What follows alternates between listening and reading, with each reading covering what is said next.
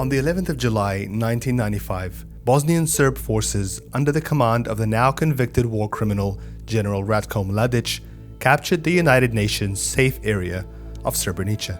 They separated over 8,000 Muslim Bosnian men and boys from the women and girls, led the boys and men to the fields, systematically executed them, and then used bulldozers to push their bodies into mass graves.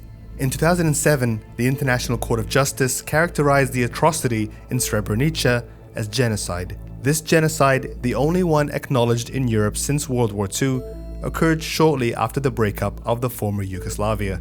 This year's anniversary comes just months after the United Nations General Assembly voted to establish the 11th of July as an international day of remembrance of the Srebrenica genocide, despite furious opposition from Bosnian Serbs and Serbia. To this day, 29 years after the genocide, victims identified through DNA analysis continue to be buried. On Thursday, 13 men and one teenage boy were laid to rest as survivors, families, and global citizens commemorated the anniversary of the genocide. As the world pauses to remember Srebrenica, another tragedy unfolds over 2,000 kilometers away in Gaza, where the Israeli army has killed 38,345 Palestinians since the 7th of October. More than 88,295 have been wounded, and an estimated 10,000 are missing, likely dead and buried under rubble. Health officials report that around 70% of the victims are children and women. A number of campaigners and politicians, including Benjamina Karic, the mayor of Sarajevo, have drawn direct comparisons between Srebrenica and Gaza. She said the reaction of the world public to these terrible and painful wounds on the body of Bosnia and Herzegovina was never again.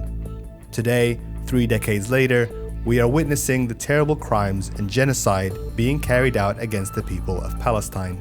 Although Israel and Bosnia and Herzegovina have enjoyed good relations since the country's formation in the 1990s, the Gaza war has put a strain on relations, with numerous pro-Palestinian demonstrations taking place in the Eastern European country.